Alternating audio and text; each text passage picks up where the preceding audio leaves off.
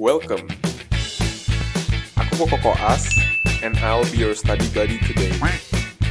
So, siapin musik, snack, drinks, dan catatan. Yuk belajar bareng.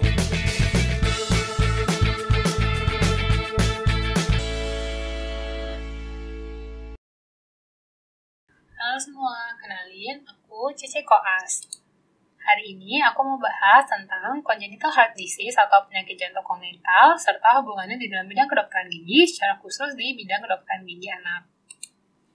Jadi di sini congenital heart disease aku bakal singkat jadi CHD dan hubungannya dengan IKGA. CHD itu sendiri merupakan defek lahir yang paling sering muncul pada anak-anak. Hubungannya apa sih dengan kedokteran gigi? Kenapa kita harus peduli kalau misalnya pasien kita itu ternyata memiliki riwayat CHD atau sedang mengalami CHD? Kita perlu perhatikan karena seseorang atau pasien yang sedang mengalami CHD itu dia memiliki risiko untuk mengalami infektif endokarditis yang jauh lebih tinggi dibandingkan dengan orang-orang normal. Jadi aku singkat di sini menjadi IE. Infektif endokarditis. Salah satu sumber dari infektif endokarditisnya itu bisa melalui bakteri dalam rongga mulut yang masuk ke dalam bloodstream atau aliran darah ya, atau kita sebut juga dengan istilah oral bacteremia. Oral bacteremia sendiri ini merupakan fancy term doang dari kondisi di mana ada bakteri atau mikroorganisme patogen yang berhasil masuk ke dalam aliran darah. Itu adalah arti dari bacteremia ya. Jadi ada bakteri yang berhasil masuk ke dalam sirkulasi darah. Nah, di sini oral berarti sumber dari bakteri yang masuk ke dalam sirkulasi darahnya itu adalah yang dari rongga mulut atau dari oral. Jadi sebenarnya infektif endokarditis ini tuh apa sih? Infektif endokarditis seperti namanya yaitu infektif. Itu berarti terjadi suatu infeksi. Dan endokarditis itu berarti terjadi peradangan pada endokardium.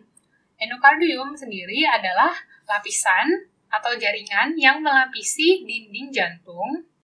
Jadi di sini dia melapisi dinding jantung serta katup-katup jantung. Jadi ada 4 katup jantung, itu semuanya dilapisi oleh endokardium. Infektif endokarditis ini sendiri terjadi karena ada bakteri atau mikroorganisme patogen yang berhasil masuk ke dalam aliran darah sampai akhirnya dia nyampe deh ke dalam jantung. Terus dia menyebabkan vegetasi pada endokardium jantungnya itu. Seharusnya jantung sendiri itu dia resisten atau kebal terhadap infeksi ya, karena bakteri sulit untuk menempel pada jaringan endokardium yang utuh atau yang sehat. Selain itu, darah kan terus-menerus masuk, habis itu keluar lagi, masuk, terus keluar lagi. Maka dari itu, semakin menyulitkan bakteri itu untuk memiliki kesempatan buat nempel dan menyebabkan infeksi pada endokardium. Terus, biasanya sebelum dia nyampe ke dalam jantung, bakteri-bakteri itu sendiri itu udah keburu dibunuh atau dimakan sama sistem imun kita.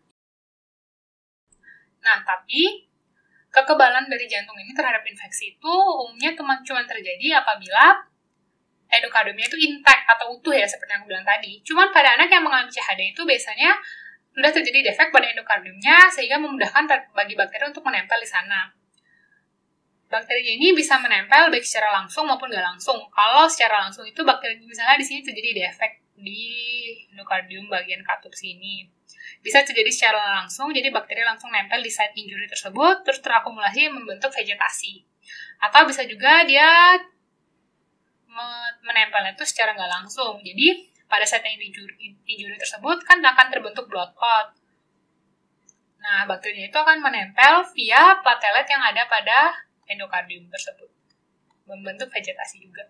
Vegetasi itu adalah akumulasi dari bakteri ya. Terus kalau misalnya dia sudah sampai mengalami IE, emangnya kenapa? Terus bisa apa gitu? Macam-macam ya. Kalau misalnya sampai seseorang itu sudah terlanjur kena IE, dia yang pertama itu bisa mengalami congestive heart failure. Kemudian dia juga bisa mengalami abses miokardium. Dan vegetasi-vegetasi ini tuh dapat pecah menjadi emboli-emboli kecil yang kemudian ikut masuk ke dalam aliran darah sampai ke paru-paru sehingga bisa menyebabkan emboli paru, atau secara sistemik dia bisa masuk ke organ-organ tubuh lainnya. Yang paling parah tentunya infektif endokarditis ini dapat pada akhirnya menyebabkan kematian. Oh ya, seperti yang aku bilang tadi, emboli. Emboli ini selain dia bisa nempel ke organ-organ besar, kayak ke otak, ke ginjal, ke liver, dan lain-lain, dia juga bisa pecahnya itu, embolinya ini pecah jadi kecil-kecil, terus muncul manifestasi ke permukaan kulit dan ke mata. Jadi misalnya ini ada mata,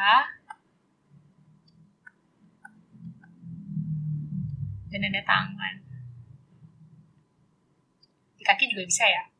Nah, jadi secara umum itu di permukaan kulit, manifestasinya itu berupa titik-titik merah warna kecil gitu, titik-titik merah kecil pada putih mata atau pada permukaan kulit. Jadi di tangan, di kaki, di lengan gitu. Kalau misalnya ada warna titik-titik merah ini, kemungkinan besar merupakan emboli dari manifestasi infektif endokarditis. Jadi kalau misalnya ada pasien datang dengan gejala umum infeksi, jadi misalnya dia febris, terus dia ada limfadenopati, dan lain-lain, terus kemudian kita lihat ada tanda ini, jadi ada titik-titik merah pada mata dan permukaan kulitnya. Kemudian apalagi kalau misalnya pasien itu memiliki riwayat CHD, kita harus curiga nih kemungkinan besar pasien ini sedang mengalami infektif endokarditis dan harus segera ditangani dengan tepat. Kalau enggak, bisa menimbulkan yang itu tadi 1, 2, 3, 4 itu bisa menyebabkan berbagai jenis komplikasi, bahkan berujung kepada kematian.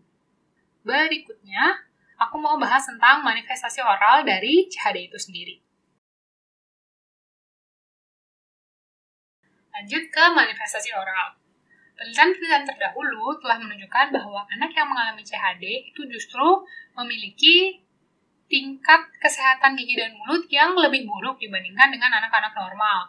Selain itu, selain dia udah ke segi mulutnya lebih buruk, ternyata anak-anak yang mengalami CHD ini sendiri lebih jarang mendapatkan perawatan untuk kondisi kesehatan gigi dan mulutnya dibandingkan dengan anak-anak lain.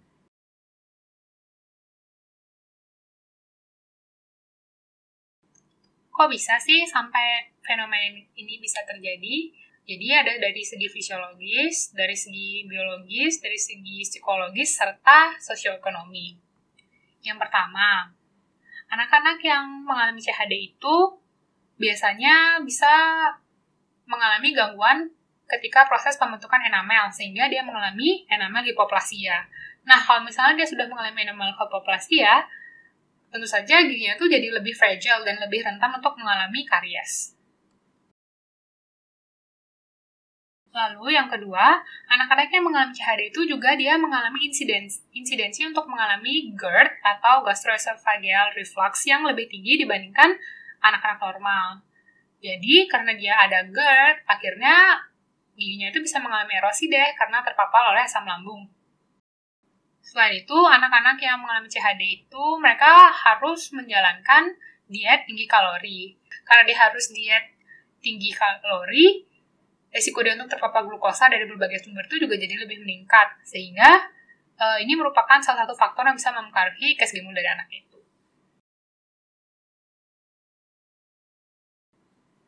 Selain itu, anak yang mengalami CHD kan juga harus mengkonsumsi medikamen-medikamen tertentu.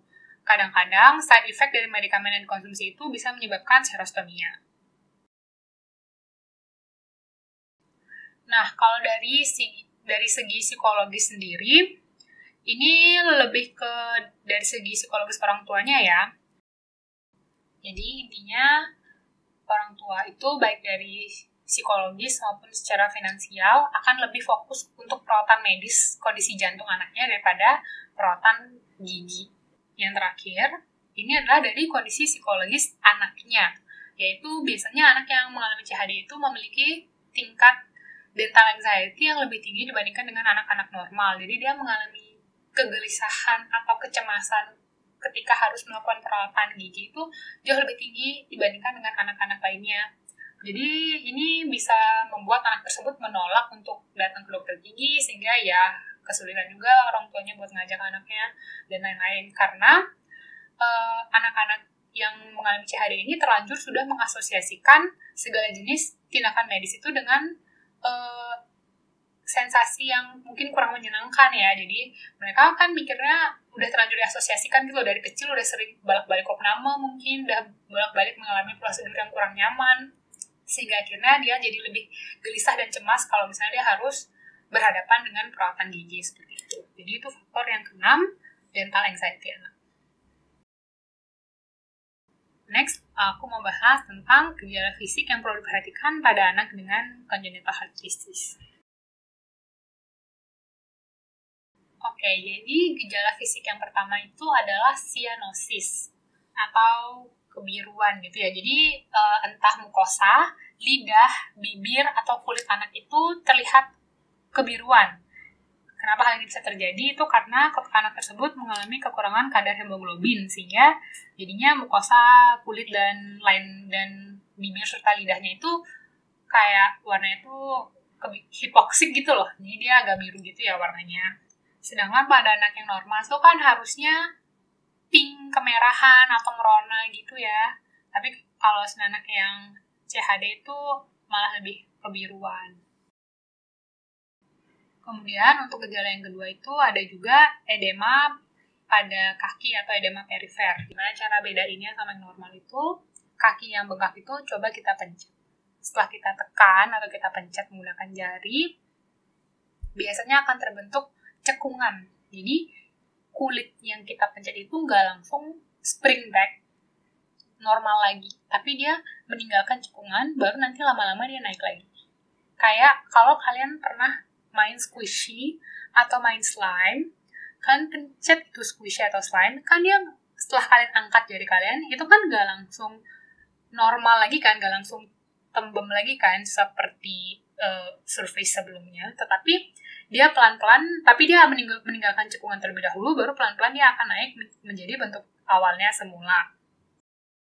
Kita juga bisa perhatikan dari struktur tumbuh kembang anak itu, gimana badannya, apakah dia kelihatan lebih kurus, lebih pendek, lebih pucat dibandingkan dengan anak-anak normal. Itu juga menjadi salah satu tanda dari anak yang mengalami CHD. Karena kalau misalnya dia mengalami CHD, dia bisa juga mengalami permasalahan dari segi nutrisi gitu.